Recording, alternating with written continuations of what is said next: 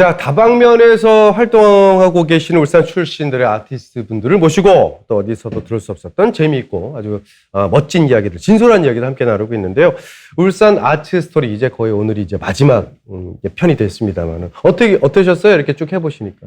그래도 저희가 처음 만났을 때는 티격태격도 하고 호흡도 안 맞았는데 드디어 호흡이 맞으니까 끝나네요. 끝나네요. 그렇습니다. 자, 오늘은 말이죠. 마지막 시간으로 아주 저도 굉장히 기대가 되는 분을 두 분을 모셨는데 신예 작가 김초엽 작가님하고요. 그리고 울산에서 활발하게 활동하고 계시는 저는 뭐 개인적으로 또 잘 아는 형님이시기도 한데 오카리나 연주가 김천 선생님과 함께 이야기를 나눠보도록 하겠습니다. 안녕하십니까? 안녕하세요. 네, 반갑습니다. 네, 반갑습니다. 자, 앞서 제가 소개를 해드리긴 했지만 그래도 또 본인 분들께서 직접 소개해 주시면 더 좋을 것 같은데 본인 소개 먼저 우리 김초엽 작가. 네, 알겠습니다. 저는 과학소설을 쓰는 소설가이고 네. 2018년에 처음으로 작품 활동을 시작한 작가 김초엽입니다. 김초엽 씨, 고맙습니다. 자, 뵙겠습니다. 저는 오카리나 연주자로 활동하고 있고요. 우리 김초엽 작가 아버지 되는 사람.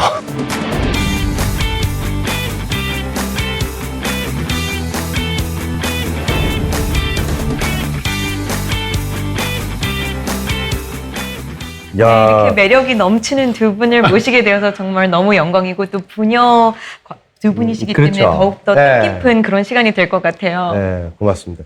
우리 김초엽 작가께서 청각 장애가 조금 있으셔가지고요. 인터뷰를 조금 천천히 진행을 좀 하도록 하겠습니다. 우리 김초엽 작가 참 수많은 인터뷰를 하셨을 것 같아요. 요즘 아주 떠오르는 신예 작가신데 이렇게 아버지와 함께 자리를 한 적이 있었나요? 아니요, 소설가로서는 처음인 것 같아요. 처음인 것 같아요. 네. 소설가로서. 아주 어릴 때 이제 뭐 다큐멘터리에 제가 출연한다거나 이런 기억은 있는데 제가 소설가로서 또 아버지가 예술가로서 이렇게 함께하는 자리는 처음입니다. 아, 그래요.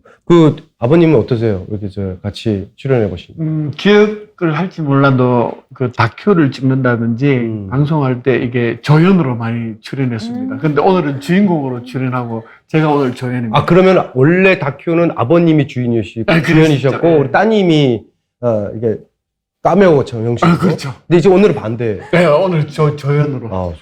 그러면 특별히 더 뿌듯하시겠어요. 어떠세요? 좀 짜증나죠. 그러면 거기에 대해서 뒤에 더 자세히 저희가 또 여쭈는 질문들이 있습니다. 그렇습니다. 김천 선생님께서는 요즘 어떻게 지내셨나요? 요즘 눈 뜨면 우리 이 김초엽 뉴스 요즘 늘 나오는데 그 찾아보는 게 재밌더라고요. 그게 또 나이를 먹어 가나 봐요. 이 자식의 그 뉴스 기사나 좋은 소리가 제한테 오는 칭찬보다 훨씬 더 기분이 좋아요. 네. 그 정도로 요즘 시간 보내고 크고 작은 공연들 하고 그래 지내고 있어요. 우리 김천 선생님은 저하고 이제 공연을 하면서 이제 많이 뵙고. 그쵸. 개인적으로 굉장히 좀 친한 우리 형님이시기도 한데 공연하실 때 이렇게 보면 되게 막 열정적으로 하시잖아요. 네, 그쵸. 근데 이제 공연 밖에 나오시면 되게 장난도 잘 치시고, 네, 또 웃기시고 막 그런. 흥도 많으시고. 네, 그래요. 그런 분이에요. 요즘은 깃털처럼 살려고 노력하고 있습니다. 깃털처럼. 가볍게. 근데 원래 좀 가벼운 게 좋아요. 너무 또 무거우면 인생이 딱히 그렇게 재밌지만은 않더라고요. 네. 그렇죠. 이 작업이라는 게 진지함을 잃을 수가 없다 보니까 그렇죠. 너무 많이 심각했던 부분들이 있고 요즘은 이제 좀 가볍게 살려고 애를 좀 쓰고는 있습니다. 네. 머리는 안 가볍습니다. 머리. 예. 아직까지 그대로 기르고 계세요. 조만간. 아, 진짜로요? 네. 좋습니다. 자, 우리 김초엽 작가 이야기를 좀 먼저 좀 들어볼 것 같은데, 우리 김초엽 작가는 요즘 어떻게 지내세요? 요즘 그 코로나 때문에 제가 외부 활동은 최소화하고 지내는 쪽이고 그렇죠. 울산에 계속 머물면서 장편 소설을 준비 중입니다. 장편 소설을? 네. 이제 하반기에 장편 연재도 하고 또 발표되는 작품들도 있어서 그것을 준비 중이고 또 논픽션 단행본을 쓰고 있습니다. 아, 단행본까지. 네, 계속 작업의 연속이라고 해서 되게 힘들지 않으세요? 작업만 계속 하고 있으면 집에서. 좀 지겹고 힘드네요. 좀 지겨워요? 너무 그것만 집중하면 좀 힘드니까 이렇게 가끔씩 밖에 나와서 리프레시도 하는 활동하면 좋은 것 같아요. 그럼 아버님하고 같이 산책. 김초엽 작가님께서는 작가이시기에 문학 관련 전공을 하셨을 거라고 저희가 다 예측을 하지만 사실은 과학 특성 명문대인 포항공대에서 화학 과학을 졸업하시고 생화학으로 석사학위까지 받으셨어요. 네. 그래서 과학에 원래 그렇게 관심이 많으셨나요? 제가 어릴 때는 그 책을 굉장히 열심히 읽는 그런 아이였는데, 이제 중학생 때 그 수업 시간에 배운 화학이 너무 재밌는 거예요. 이 물질 세계가 원자나 원소로 이루어져 있고, 또 이게 주기율표에 따라 이게 규칙적으로 배열되는 그런 게 너무 재밌어서, 그걸 배우고 나서 이 학교 도서관에 있는 과학책 서가의 책들을 전부 다 읽었어요. 과학 책들을 읽다가 네. 나는 이과에 가야겠다. 내가 과학이 너무 재밌다. 이런 생각을 하고 과학 쪽으로 전공을 정했죠. 그러면은 원래부터 책을 너무너무 좋아하셨는데 그러면 과학을 전공하기로 결정하고 나시고 그 이후에도 문학에 대한 그런 미련이 있으셨나요? 사실 문학계라기보다는 글쓰기를 계속 좋아했어요.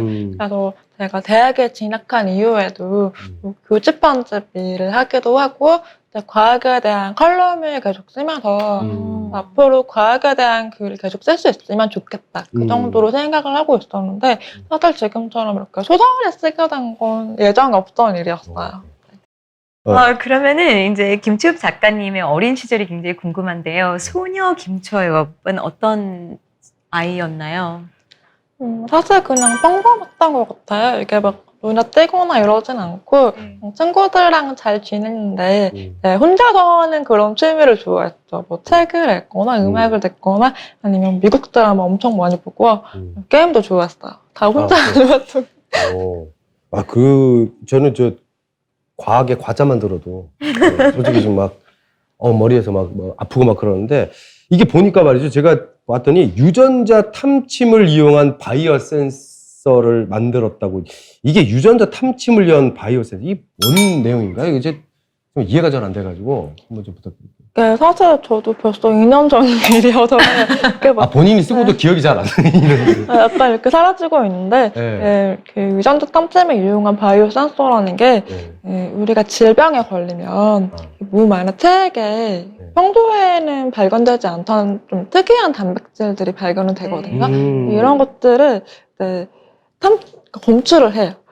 병원에서 하는 간단한 소변 검사 비슷한 그런 것들 생각해 보시면 될 것 같은데, 그렇죠. 이제 이런 단백질들이 검출이 되면 이게 질병이 있을 가능성이 있다. 뭐 이런 식으로 이제 건강 검진에 이용되는 그런 센서들이거든요. 그래서 저 같은 경우는 그 감염병을 연구를 했어요. 열대 감염병, 뭐 황열 바이러스 이런 거 들어보셨을지 모르겠는데, 그럼 코로나도 어떻게 좀 코로나도 딱 없앨 수 있는 그런 거 좀. 없앨 수는 없어요. 없앨 있는지 없는지, 걸렸는지를 확인할 수 있는 센서예요. 근데 이제 질병을 없애거나 치료하려면 그 전 단계가 굉장히 중요하니까 그렇죠.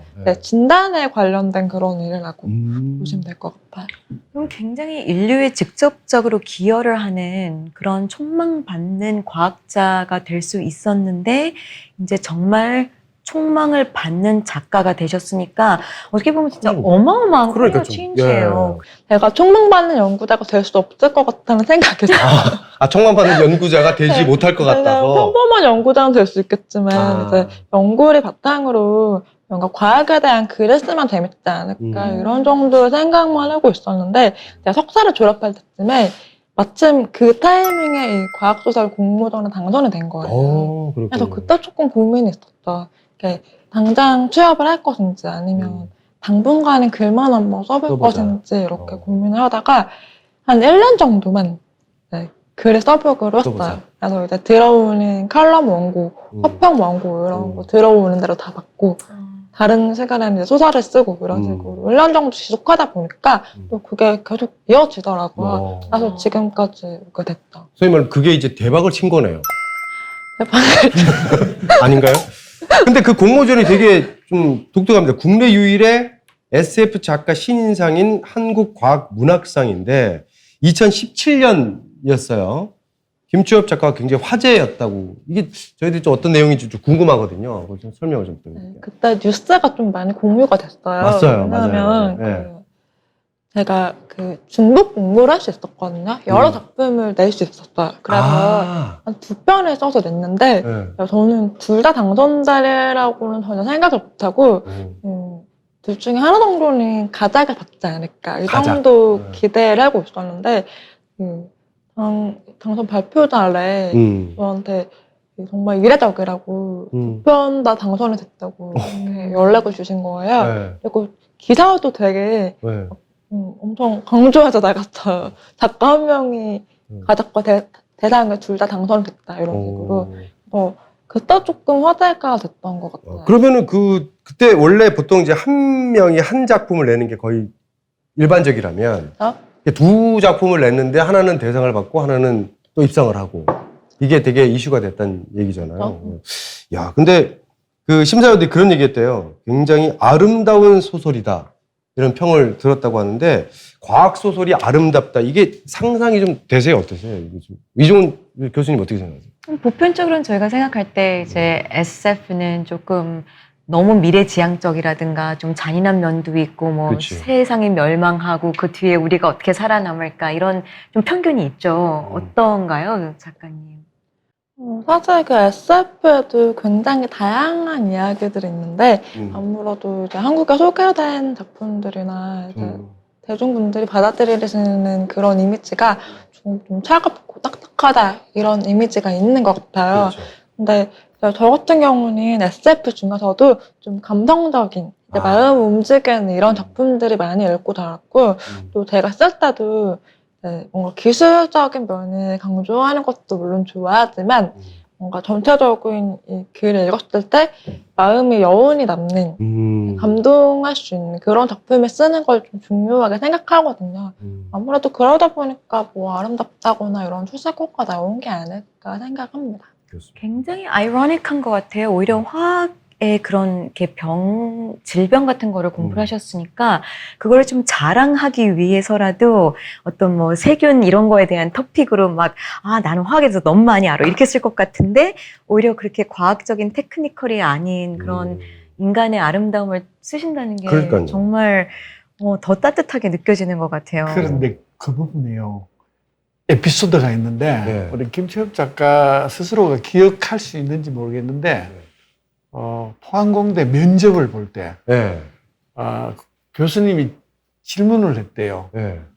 학생은 과학이 뭐라고 생각하느냐라는 질문을 했대요. 그때 제가 면접장에 제가 데리고 갔는데 그 이야기를 오면서 들었어요. 기억할지 모르는데 과학은 아름다움이다라고 대답을 했대요. 근데 그 이야기가 그 교수님들 사이에 그 회자가 됐다는 거예요.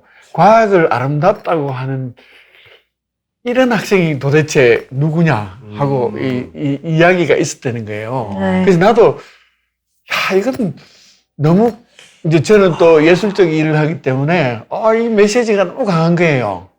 그거는 어느 정도 좀 생각이 있는 분들이 들으면 참 감동할 만한 이야기거든. 근데 그 이야기를 했는데 그 기억하고 있나요? 기억 안 납니다. 그러니까. 기억이 안 나요.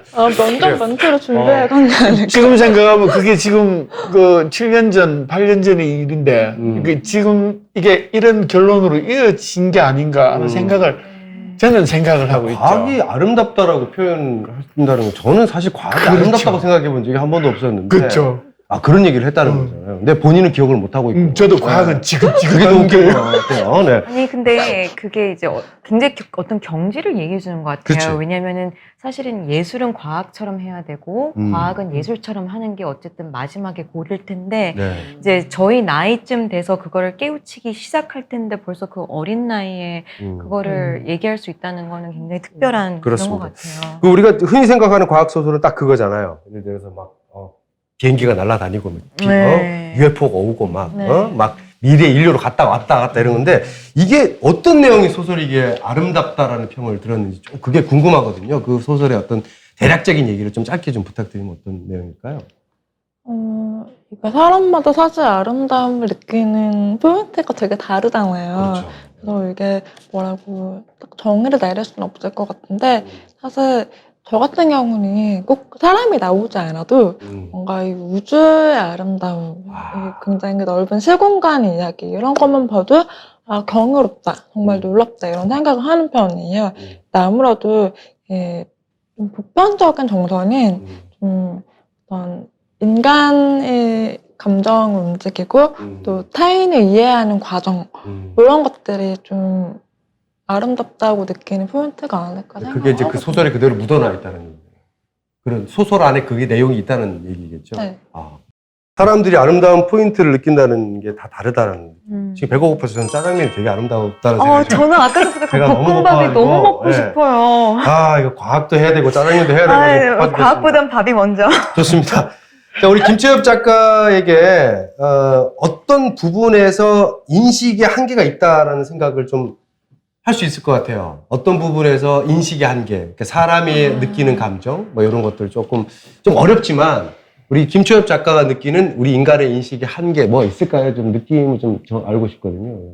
그러니까 조금 질문이 어렵더라고요. 생각을 해봤는데 우리가 그 인간에게 한정된 시공간이 있잖아요. 그렇죠. 아무리 길게 생각해도 우리가 살아있는 100년 이상의 시간이 상상하기가 힘들고 또 이 공간도 사실 비행기 타고 이렇게 멀리 다녀서 그렇지 일상적으로는 우리가 돌아다니는 그 정도의 공간을 생각하기 마련이잖아요. 그렇죠.